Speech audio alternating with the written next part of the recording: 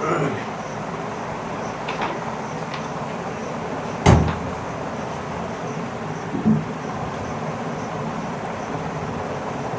My dear viewers, I am Ankush Kumar Vishwakarma. Ankush IAS academy में आप सभी प्यारे साथियों का हार्दिक स्वागत है। तो आप लोगों से अनुरोध है कि आप लोग हमारे YouTube चैनल को लाइक और सब्सक्राइब अवश्य करें, और हमारी जो कंटेंट है यदि आप लोगों को बेहतर लगता है तो आप लोग देख सकते हैं, क्योंकि हमारी कंटेंट जो है मुख्य रूप से सिविल सर्विस की तैयारी करने वाले विद्यार्थियों के लिए उपलब्ध कराई गई है। अन्यथा अदर विद्यार्थी इसको देख करके भी क्या है कि कुछ प्राप्त नहीं कर पाएंगे, क्योंकि जो मेरा कंटेंट होता है वह मानसिक रूप से विकसित लोगों के लिए होता है, या फिर जो लोग मानसिक विकास की ओर अग्रसर होना चाहते हैं, अपना मानसिक विकास करना चाहते हैं। यदि आप लोगों को मानसिक विकास नहीं करना है तो आप लोग हमारी वीडियो को ना देखें, क्योंकि हमारी वीडियो जो है higher educated well educated aspirant के लिए बनाई जा रही है, क्योंकि यह 11th 12th या फिर ग्रेजुएशन वाले विद्यार्थियों के लिए कतई नहीं है, क्योंकि ग्रेजुएशन से ऊपर जो विद्यार्थी सिविल सर्विस की तैयारी करते हैं उसके लिए यह वीडियो बनाई जाती है। तो इसको ध्यान में रखते हुए आप लोग इसको वीडियो को देखें और इसमें क्या कही जा रही है इसको समझने का कोशिश करें। आज हम लोग अध्ययन करेंगे वेस्टर्न थिंकर, यानी कि जो पश्चिमी यानी विचारक है वह विचारक ने क्या विचार दिए हैं उस बारे में हम लोग पढ़ेंगे। और यह मुख्य रूप से political science and international relation से संबंधित सब्जेक्ट में पढ़ने होते हैं। तो इसको ध्यान में रखते हुए आप लोग हमारी वीडियो को देखें, अन्यथा टाइम पास करने वाले अदर एस्पिरेंट या फिर लाइफ को क्या है कि सिर्फ भोजन प्राप्त करके और व्यतीत करने वाले विद्यार्थी या फिर जीव इसको ना देखें, क्योंकि हो सकता है इस वीडियो को देखने से कुछ लोगों को नुकसान पहुंच सकता है, कुछ लोगों को फ़ायदे पहुंच सकते हैं। फ़ायदे वाले अवश्य देखें, नुकसान वाले या वीडियो को क्या है कि ये स्टॉप कर दे। ठीक है, आज हम लोग पढ़ेंगे प्लेटो का आदर्श राज्य के बारे में। ठीक है, प्लेटो आइडियल स्टेट। प्लेटो एक ऐसे आदर्श राज्य की रचना करना चाहता था पूर्ण रूपेण आदर्श मॉडल हो, अर्थात उसकी रचना, उसकी दृढ़ता, उसके सौंदर्य एवं उसकी आदर्शवादिता में कहीं भी किसी भी प्रकार की वह त्रुटि नहीं रखना चाहता था। आदर्श के हेतु उपासना ही रिपब्लिक में उसके चिंतन का एकमात्र लक्ष्य था। उसको एक बात की विशेष चिंता नहीं थी कि उसके द्वारा चित्रित आदर्श राज्य व्यावहारिक भी है अथवा नहीं। उसने स्वीकार किया है कि वह नगर आदर्श राज्य शब्दों में निर्मित है, क्योंकि मेरे विचार से पृथ्वी पर यह कहीं भी नहीं है। राजनीतिक जीवन की आदर्श बनाने अथवा राज्य का आदर्श मॉडल निर्मित करने की उसकी इतनी तीव्र लालसा थी कि इसे व्यवहारिक बनाने के लिए इसमें किंचित मात्रा भी संशोधन करने को वह तैयार न था। नैतिक शिप के शब्दों में रिपब्लिक में वह अपने आदर्श को किंचित मात्र भी न्यून नहीं करता। उसे केवल इस बात से संतोष है कि वह इसे राज्य को एक आदर्श रूप में प्रदर्शित कर रहा है। प्लेटो के आदर्श राज्य में व्यक्ति और राज्य का संबंध, relationship between individual and state in Plato ideal state. अपने आदर्श राज्य के निर्माण का प्रारंभ प्लेटो ने व्यक्ति तथा राज्य के पारस्परिक संबंधों की प्रकृति पर विचार करते हुए किया है। उनके अनुसार राज्य तथा व्यक्ति दो पर्यायवाची शब्द है। राज्य व्यक्ति के विराट रूप की अभिव्यक्ति है। प्लेटो का मत था कि राज्य वृक्षों या चट्टानों से पैदा नहीं होते, किंतु उन व्यक्तियों के चरित्र से निर्मित होते हैं जो उनमें रहते हैं। प्लेटो को राज्य की चेतना में तथा व्यक्ति की चेतना में एकता का आभास हुआ है। प्रोफेसर वार्कर के शब्दों में राज्य की चेतना ठीक उसके सदस्यों की चेतना है जब वे राज्य के सदस्य के रूप में विचार कर रहे हो। राज्य तथा व्यक्ति में उसे एक नैतिक समानता अथवा जो कहना चाहिए नैतिक एकता का भी आभास हुआ है। उसने यह भी स्वीकार किया है कि व्यक्ति और राज्य के न तो उद्देश्यों में ही अंतर है और न ही उनके हितों में ही किसी प्रकार का विरोधाभास है। प्लेटो के आदर्श राज्य की उत्पत्ति, विकास चरण, origin of the ideal state, the stage of its evolution। प्लेटो ने अपने आदर्श राज्य का निर्माण 3 चरणों में संपन्न हुआ माना है। मानव की आर्थिक आवश्यकताओं को ही राज्य की उत्पत्ति का प्रमुख आधार उसने माना है, क्योंकि इनकी पूर्ति के लिए ही व्यक्ति किसी न किसी प्रकार का सहयोग करने के लिए बाध्य होता है। वार्कर के शब्दों में भोजन, उष्णता तथा प्रश्रय की इच्छाएं सामान्य प्रयास के अभाव में उचित रूप से पूरी नहीं की जा सकती है। प्लेटो के शब्दों में राज्य मानव समाज की आवश्यकताओं से उत्पन्न होता है, कोई भी आत्मनिर्भर नहीं है। इस प्रकार प्लेटो के अनुसार मानव की आर्थिक आवश्यकताएं ही राज्य को एकता के सूत्र में बांधने वाले प्रारंभिक तंतु है। इकाई के रूप में कोई भी व्यक्ति अपने आर्थिक जीवन की समस्त आवश्यकताओं को पूरा नहीं कर सकता, जबकि पारस्परिक सहयोग एवं विनिमय से सभी अपनी आर्थिक आवश्यकताओं की अधिक से अधिक मात्रा में पूर्ति करने में सफल हो सकते हैं। किसी भी व्यक्ति या समाज के आर्थिक हितों की समुचित रूप से रक्षा तभी हो सकती है जब व्यक्ति अपने द्वारा तैयार की गई वस्तुएं समशिष्ट को प्रदान करे तथा अपनी आवश्यकता की अन्य वस्तुएं समष्टि से प्राप्त करे।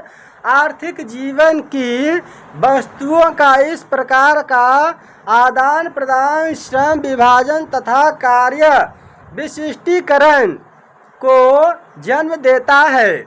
आर्थिक आधार पर प्लेटो ने इस आदान प्रदान को उचित ठहराया है। इस आर्थिक पहलू का राजनीतिक महत्व भी उसे दृष्टिगोचर हुआ है, क्योंकि कार्य विशिष्टीकरण का सिद्धांत उसकी दृष्टि में राज्य की एकता सृष्टता है। प्लेटो के शब्दों में इरादा यह था कि प्रत्येक व्यक्ति को ऐसे काम में लगाया जाए जिसके लिए प्रकृति ने उसका चयन किया है। एक व्यक्ति को एक काम किया जाए और तब प्रत्येक व्यक्ति अपना स्वयं का कार्य करेगा। राज्य की उत्पत्ति के इस प्रथम चरण में राज्य के उस वर्ग का विकास होता है जिसे प्लेटो उत्पादक वर्ग कहकर पुकारता है एवं जिसका प्रमुख गुण संपत्ति, प्रेम तथा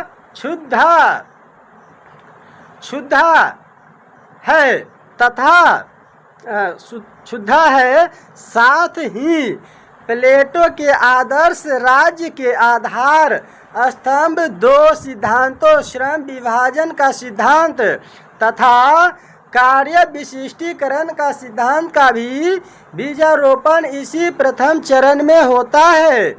राज्य की उत्पत्ति का दूसरा चरण तब प्रारंभ होता है जब प्लेटो उस वर्ग के निर्माण की योजना प्रस्तुत करता है जो राज्य के साहस तथा उत्साह का प्रतिनिधि है। राज्य के अंग के रूप में इस वर्ग का प्रमुख गुण उत्साह है। प्लेटो के अनुसार मनुष्य सिर्फ आर्थिक आवश्यकताओं की पूर्ति करने मात्र से संतुष्ट नहीं हो जाता, वह अपनी सांस्कृतिक इच्छाओं को भी तृप्त करना चाहता है। उसे संगीत, साहित्य, काव्य, कविता, कला आदि विभिन्न वस्तुओं की तृष्णा होती है। इन विभिन्न वस्तुओं की प्राप्ति के हेतु अधिसंख्य लोगों का होना आवश्यक है। अधिसंख्य लोगों के निवास और भरण पोषण के लिए विशाल भूप्रदेश की आवश्यकता होती है। विशाल भूप्रदेश को अधिकृत करने के हेतु युद्ध होता है। युद्ध के हेतु सैनिक वर्ग का उदय होता है। सैनिक वर्ग मानव आत्मा के साहस तत्व का प्रतीक है। अतः वह सैनिक वर्ग के कार्यों, दायित्वों और गुणों का विश्लेषण कर प्लेटो ने यही दर्शाने का प्रयास किया है कि किस प्रकार आत्मा का साहस तत्व आदर्श राज्य के निर्माण एवं संरक्षण में अपनी महत्वपूर्ण भूमिका निभाता है। जिस प्रकार प्लेटो के आदर्श राज्य के निर्माण के प्रथम चरण में उत्पादक वर्ग का उदय होता है, उसी प्रकार उसके द्वितीय चरण में सैनिक वर्ग का अभ्युदय होता है। सैनिक वर्ग का मुख्य कार्य बाहरी आक्रमण से राज्य की रक्षा करना एवं आंतरिक शांति सुरक्षा कायम करने में सहयोग देना है। यद्यपि प्लेटो ने सैनिक वर्ग के विकास की व्याख्या राज्य की आक्रमणकारी लिप्सा के संदर्भ में की है, तथापि प्लेटो का आदर्श राज्य स्वयं आक्रामक नहीं होता। अतः वह आदर्श राज्य में सैनिक वर्ग का प्रमुख कार्य रक्षात्मक है, आक्रामक नहीं। प्लेटो ने सैनिकों को प्रहरी की संज्ञा दी है और उनकी तुलना रखवाली करने वाले कुत्तों से की है। चेतना और साहस उनके मुख्य गुण होते हैं। आदर्श राज्य के निर्माण का तीसरा चरण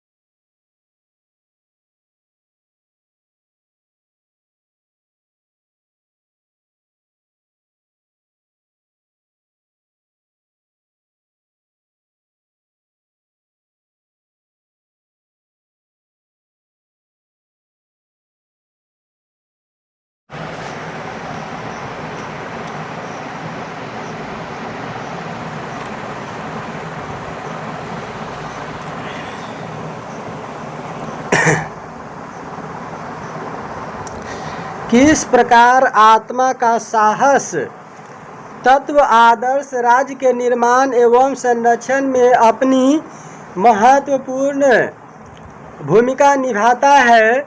जिस प्रकार प्लेटो के आदर्श राज्य के निर्माण के प्रथम चरण में उत्पादक वर्ग का उदय होता है, उसी प्रकार उसके द्वितीय चरण में सैनिक वर्ग का अभ्युदय होता है। सैनिक वर्ग का मुख्य कार्य बाहरी आक्रमण से राज्य की रक्षा करना एवं आंतरिक शक्ति सुरक्षा कायम करने में सहयोग देना है। यद्यपि प्लेटो ने सैनिक वर्ग के विकास की व्याख्या राज्य की आक्रमणकारी लिप्सा के संदर्भ में की है, तथापि प्लेटो का आदर्श राज्य स्वयं आक्रामक नहीं होता, अतः वह आदर्श राज्य में सैनिक वर्ग का प्रमुख कार्य रक्षात्मक है, आक्रामक नहीं। प्लेटो ने सैनिकों को प्रहरी की संज्ञा दी है और उनकी तुलना रखवाली करने वाले कुत्तों से की है। चेतना और साहस उनके मुख्य गुण होते हैं। आदर्श राज्य के निर्माण का तीसरा चरण तब प्रारंभ होता है जब कि सैनिक वर्ग में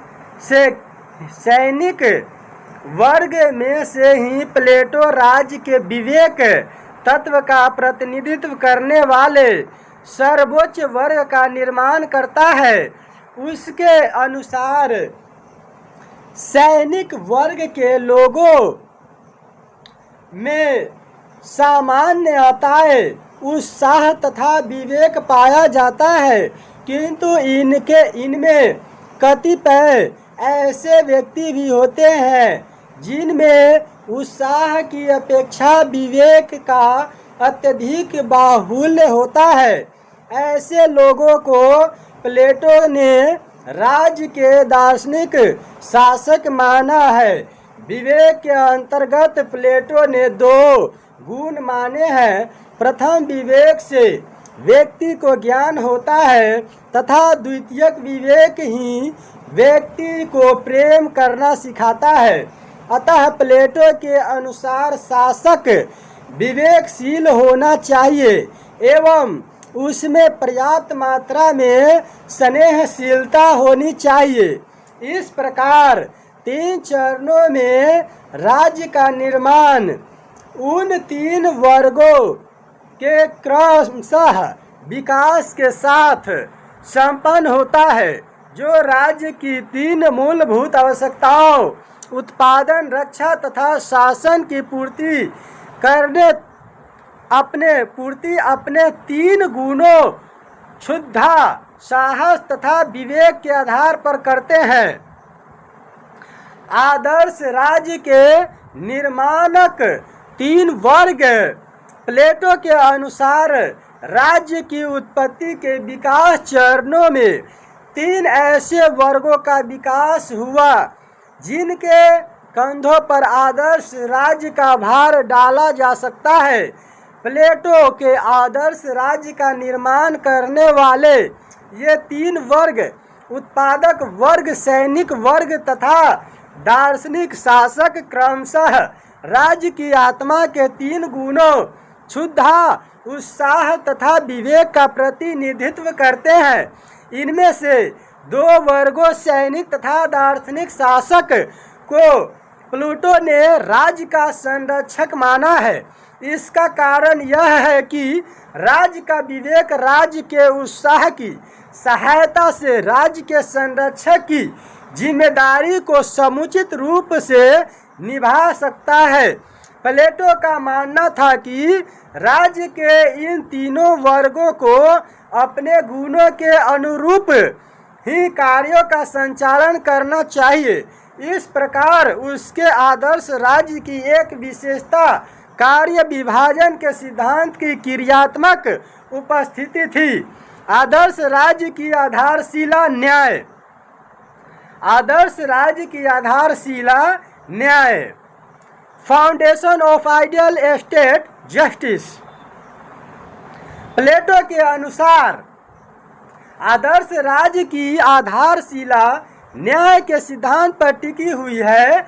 चूंकि आदर्श राज्य में 3 वर्ग होते हैं और कार्य विभाजन एवं विशिष्टीकरण की धारणा के आधार पर इन तीनों वर्गों को अपना अपना कार्य दूसरे के कार्य में हस्तक्षेप किए बिना करना होता है।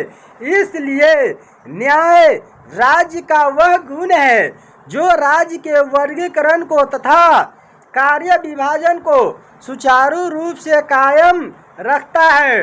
इस गुण की उपस्थिति के कारण ही राज्य के विभिन्न वर्ग अपने अपने कार्य क्षेत्रों तक अपनी कार्यवाहियों को सीमित रखते हुए अपनी प्राकृतिक क्षमता एवं प्रशिक्षण के आधार पर निश्चित हुए कार्य को पूरी तन्मयता एवं लगन से संपन्न करते हैं एवं श्रेष्ठता को प्राप्त करते हैं।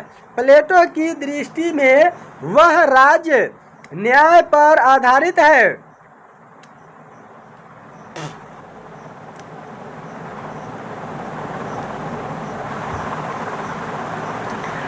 वह राज्य न्याय पर आधारित है जिसमें नागरिक अपने अपने निर्धारित क्षेत्रों से अपने जिम्मे के कार्य संपन्न करते हैं। राज्य आदर्श के आधार स्तंभ शिक्षा और साम्यवाद। यदि न्याय का सिद्धांत आदर्श राज्य की आधारशिला है तो शिक्षा योजना तथा साम्यवादी व्यवस्था आदर्श राज्य के आधारभूत स्तंभ है।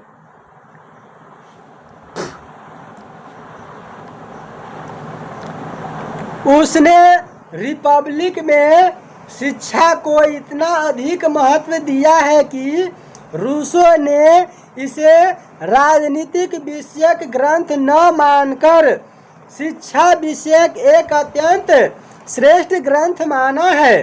प्लेटो का दृढ़ विश्वास था कि शिक्षा व्यक्ति को एक विशेष कार्य का प्रशिक्षण देकर उसे वही कार्य संपन्न करते रहने की प्रेरणा देगी। राज्य द्वारा नियोजित शिक्षा प्रणाली को अपनाकर एक बहुत बड़ी सीमा तक व्यक्ति के दृष्टिकोण को सही दिशा में बदला जा सकता है। आदर्श राज्य प्रदत्त शिक्षा योजना की निम्नलिखित विशेषताओं पर प्लेटो जोर देता है। शिक्षा राज्य द्वारा दी जानी चाहिए। स्त्री एवं पुरुषों के लिए एक ही प्रकार की शिक्षा दी जानी चाहिए। शिक्षा का उद्देश्य शरीर और मस्तिष्क दोनों का विकास करना है। शिक्षा का प्रयोजन व्यक्ति को राज्य का उत्तम नागरिक बनाना है। शिक्षा द्वारा योग्य तथा ज्ञानी शासक अर्थात दार्शनिक राजा तैयार किए जाने चाहिए। साम्यवाद प्लेटो के आदर्श राज्य का दूसरा आधार स्तंभ है। यह शिक्षा द्वारा प्रजनित भावनाओं को दृढ़ करने एवं उन्हें क्रियाशील बनाने का कार्य करता है। प्लेटो का दृढ़ विश्वास था कि शिक्षा के द्वारा नैतिक विकास कर लेने मात्र से ही आदर्श राज्य का निर्माण नहीं हो जाएगा, क्योंकि अनेक बाह्य परिस्थितियां ऐसी होती है जिनका अनिष्टकारी प्रभाव मानव के हृदय पटल पर पड़ता है। अतः साम्यवाद के द्वारा अपने आदर्श राज्य में वह उन बाह्य परिस्थितियों को जड़ मूल से नष्ट कर देना चाहता था जो मानव समाज के नैतिक विकास का मार्ग अवरुद्ध करने वाली दुर्गम चट्टानें सिद्ध हो सकती है। व्यक्तिगत संपत्ति तथा परिवार प्लेटो को ऐसी ही विशाल चट्टानें दृष्टिगोचर हुई जिन पर प्रहार करके उसने अपने आदर्श राज्य के प्रसाद की नींव सुदृढ़ करने का प्रयास किया है।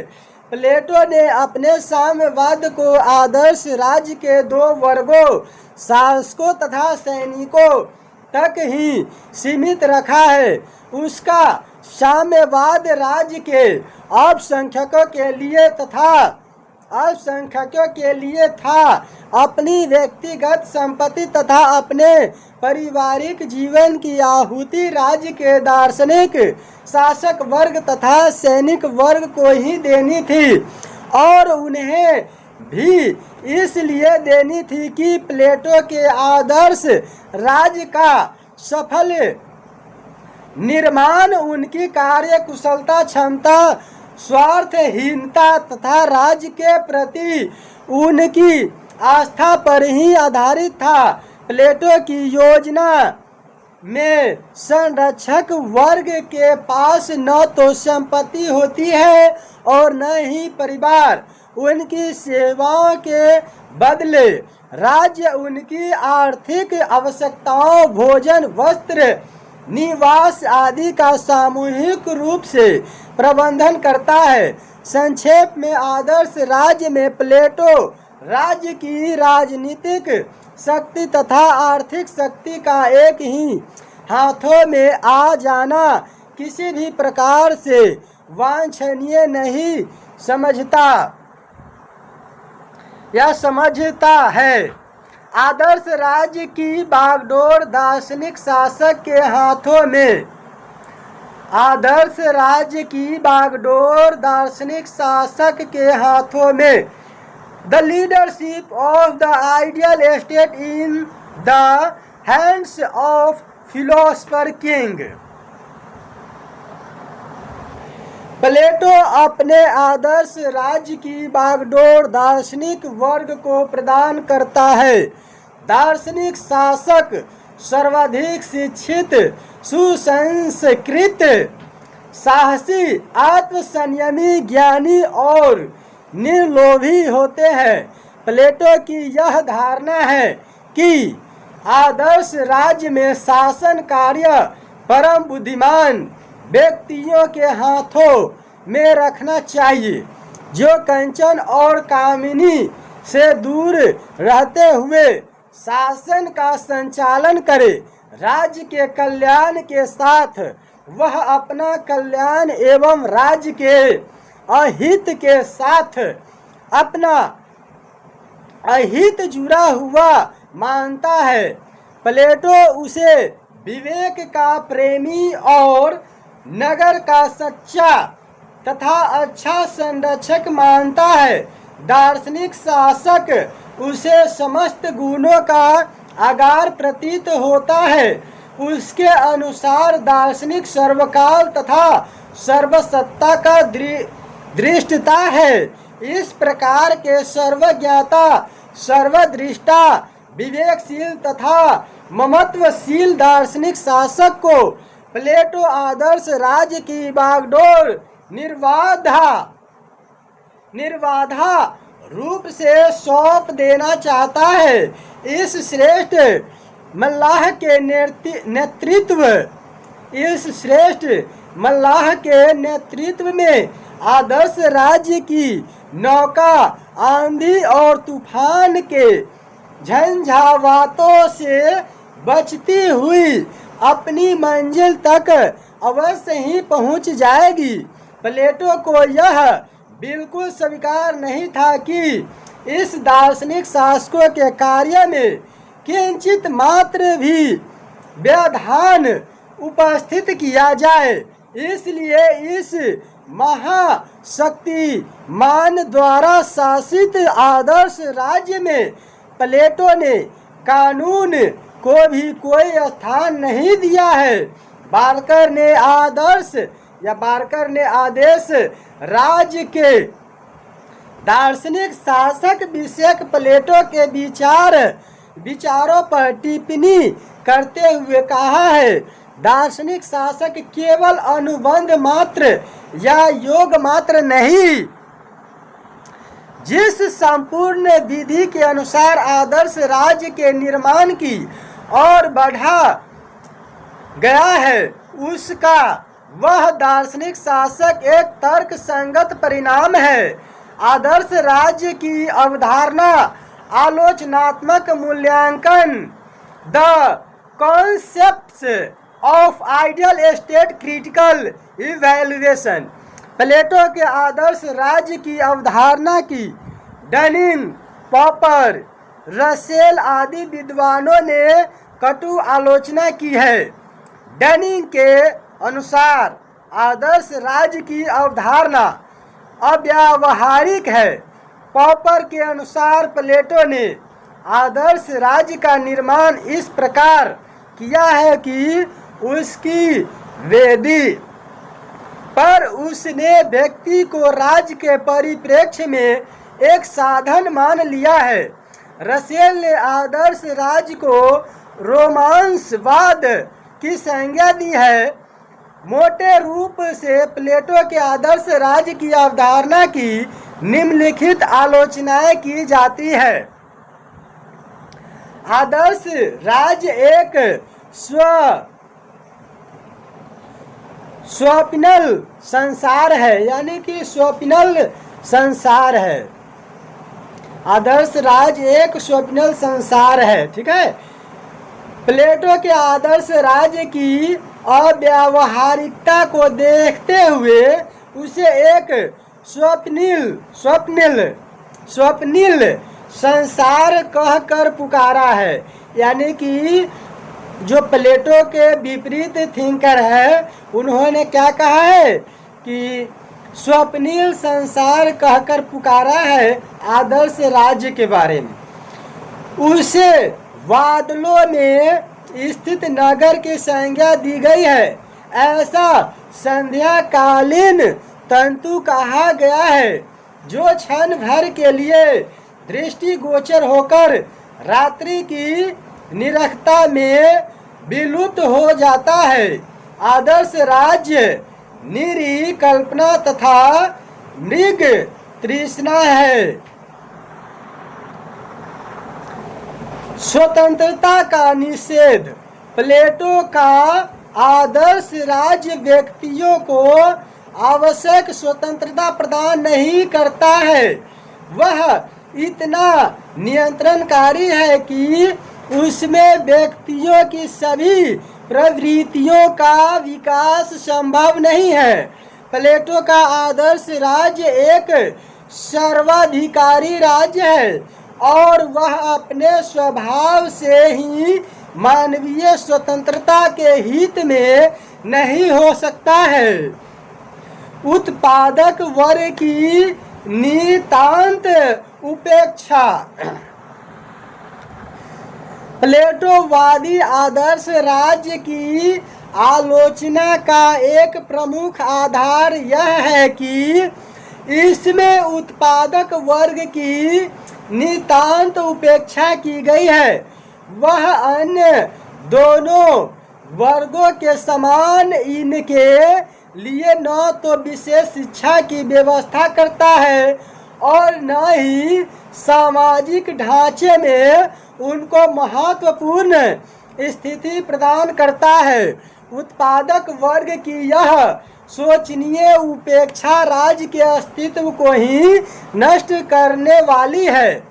प्लेटो इस बात को स्वीकार करता है कि निम्न वर्ग में उत्पन्न व्यक्तियों को अपनी योग्यता के आधार पर उच्च वर्ग में सम्मिलित होने का अधिकार मिलना चाहिए। लेकिन प्लेटो इस कार्य को संभव बनाने हेतु उत्पादक वर्ग के लिए समुचित शिक्षा सुविधाओं की व्यवस्था नहीं करता। शासक वर्ग की निरंकुश सत्ता। प्लेटो के आदर्श राज्य में कानूनों और नियमों का पूर्ण अभाव है और इसमें दार्शनिकों को निरंकुश सत्ता सौंप दी गई है जिसे किसी भी प्रकार उचित नहीं कहा जा सकता। इन व्यक्तियों को शिक्षा द्वारा चाहे कितना ही विवेकशील और वित्त रागी क्यों न बना दिया गया हो। अनियंत्रित शक्ति पा जाने पर मानवीय स्वभाव के अनुसार इसमें दोष आ जाना नितांत स्वाभाविक है। इसी आधार पर बारकर ने प्लेटो के आदर्श राज्य को प्रबुद्ध निरंकुशवाद की संज्ञा दी है। कानून की उपेक्षा।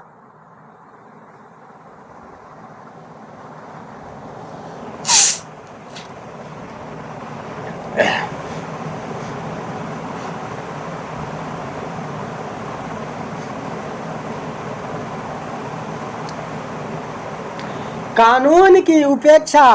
आदर्श राज्य में कानून को कोई स्थान न देकर भी प्लेटो ने बड़ी भूल की है।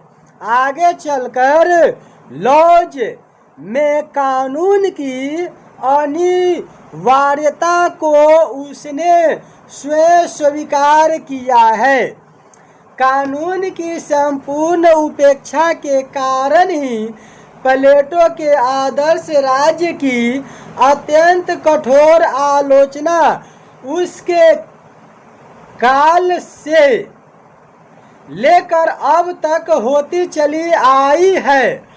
उसके शिष्य अरस्तु के, यानी प्लेटो के शिष्य अरस्तु, सुकरात के शिष्य प्लेटो, प्लेटो के शिष्य अरस्तु, उसके शिष्य अरस्तु ने घोषणा की है कि कानून इच्छाओं से अप्रभावित विवेक है तथा महानतम विवेक संपन्न शासक भी कानून की अवहेलना नहीं कर सकता।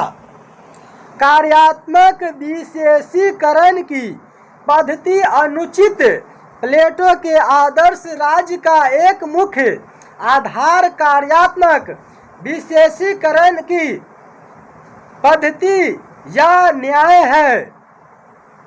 कार्यात्मक विशेषीकरण की पद्धति या न्याय के आधार पर मानवीय व्यक्तित्व का एक विशेष पक्ष ही विकसित हो पाता है और शेष व्यक्तित्व अप्रभावित रहता है। अतः हम यह कह सकते हैं कि प्लेटोवादी आदर्श राज्य में मानवीय व्यक्तित्व के सभी पक्षों के विकास की संभावना नहीं है। व्यक्ति और राज्य की समानता को अत्यधिक महत्व अपने आदर्श राज्य में प्लेटो ने व्यक्ति एवं राज्य में जिस बड़ी मात्रा में समानता के आदर्श या फिर समानता के दर्शन किए हैं, उस मात्रा में व्यक्ति एवं राज्य में समानता वास्तव में होती नहीं है। इसी समानता को तथ्य मानकर प्लेटो ने मानव प्रकृति के 3 तत्वों विवेक, उत्साह तथा क्षुधा के आधार पर राजनीतिक समुदाय का निर्माण करने वाले लोगों को बड़ी कठोरता के साथ 3 भागों में बांट दिया है। शासन के लिए आवश्यक तत्वों की उपेक्षा। प्लेटो ने आदर्श राज्य में, यानी शासन के लिए आवश्यक तत्व की उपेक्षा की गई है प्लेटो द्वारा। प्लेटो ने आदर्श राज्य में शासन के लिए आवश्यक अनेक तत्वों की घोर उपेक्षा की है। उनके द्वारा कानूनों, सरकारी पदाधिकारियों को दंड देने की व्यवस्था का कोई वर्णन नहीं किया है।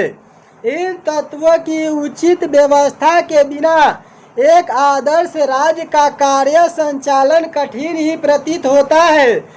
अरस्तु द्वारा आलोचना।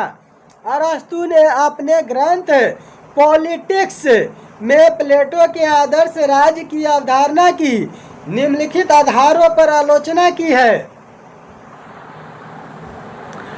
प्लेटो की साम्यवादी योजना मानवीय प्रकृति के मूल सिद्धांतों के विरुद्ध है। प्लेटो का राज्य में पूर्ण एकता का विचार राज्य के लिए विनाश कारक है, क्योंकि राज्य की प्रकृति का मूल तत्व ही बहुलता है।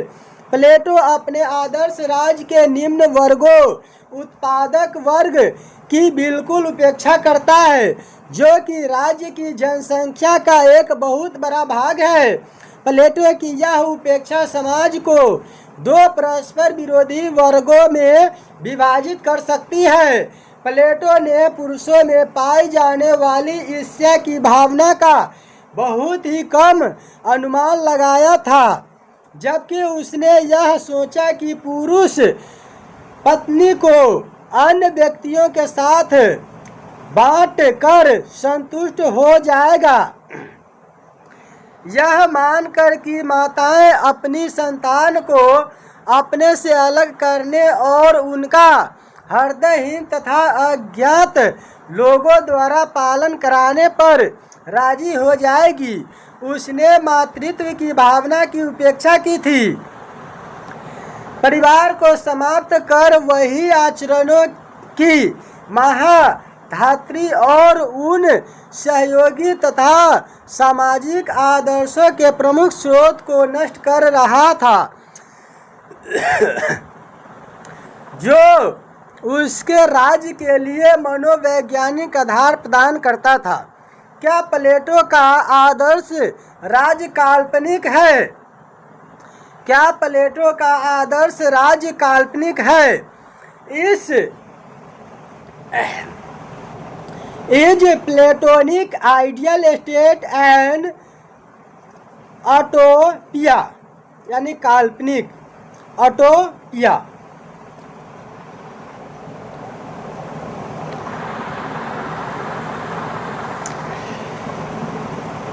क्या प्लेटो का आदर्श राज्य काल्पनिक है?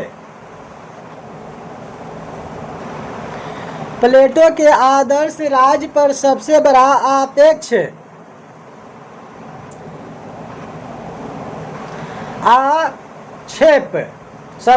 आक्षेप यह किया जाता है कि प्लेटो स्वप्न दृष्टा था और उसकी रिपब्लिक में वर्णित राज्य ऐसा स्वप्न लोकीय है जिसकी इस पृथ्वी पर कहीं भी सत्ता नहीं है।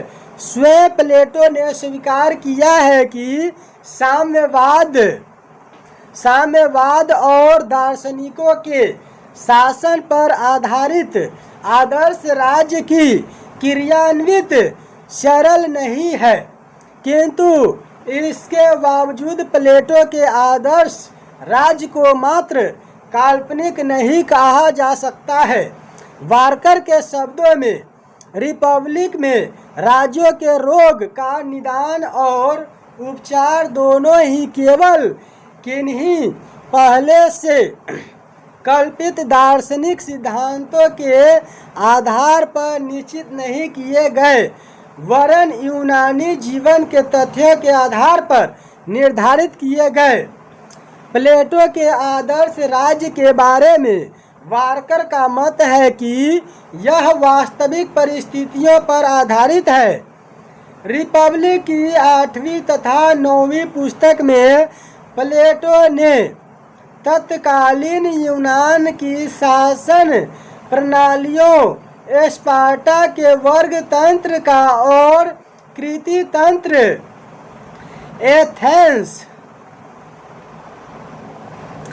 एथेंस के लोकतंत्र और सिराक्यूज के निरंकुश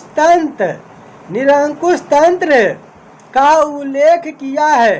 प्लेटो की दृष्टि में ये सभी विकृत शासन प्रणालियां हैं, क्योंकि इनमें विवेक पर अज्ञान और वासना के तत्वों की प्रधानता है। प्लेटो इन तत्कालीन राज्यों के रोग का निदान भी बतलाता है।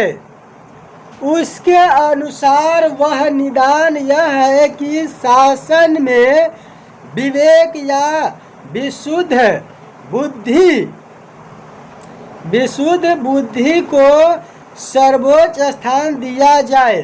एक नूतन शिक्षा पद्धति तथा साम्यवाद की प्रणाली द्वारा वासना और उत्साह की विवेक द्वारा नियंत्रित किया जाए। इस प्रकार उसने वास्तविक परिस्थितियों के आधार पर ही शासन के रोगों का निदान प्रस्तुत किया है। उसका आदर्श राजनीतिक कल्पना अथवा थोथी भावुकता पर आश्रित नहीं है। यह नितांत अप्राप्य आदर्श नहीं है, अपितु वह ठोस आधार पर आश्रित एक ऐसा आदर्श है जिसकी प्राप्ति भी एक बड़ी सीमा तक संभव हो सकती है। वारकर के अनुसार साम्यवादी योजना एवं शिक्षा योजना का राज्य के गिने चुने लोगों संरक्षक वर्ग के लिए प्रस्तुत करना ही इस बात का द्योतक है कि प्लेटो अपने आदर्श राज्य के व्यवहारिक होने के प्रति जागरूक था। स्वयं प्लेटो ने इन शब्दों में अपने आदर्श राज्य के व्यवहारिक होने का दावा किया। जो कुछ भी राज्य तथा उसकी सरकार के बारे में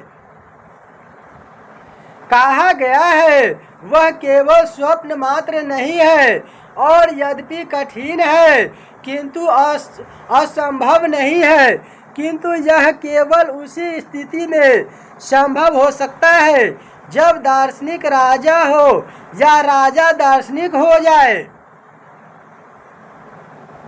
क्या आप जानते हैं अच्छे जीवन की प्राप्ति ही राज्य तथा व्यक्ति के जीवन का महानतम उद्देश्य है।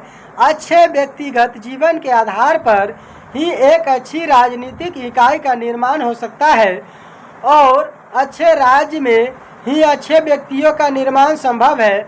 ऐसी प्लेटो की मान्यता थी। स्वमूल्यांकन, रिक्त स्थानों की पूर्ति कीजिए। इसमें रिक्त स्थानों की पूर्ति करेंगे साथियों। जो हमने आप लोगों को बेहतरीन अध्ययन कराने का कोशिश किया है और इस अध्ययन के आधार पर आप लोग हर एक प्रश्न का उत्तर सही ढंग से निकालने का कोशिश करेंगे। तो साथियों आज हम लोगों ने चैप्टर 2 भी अध्ययन कंप्लीट कर लिया है।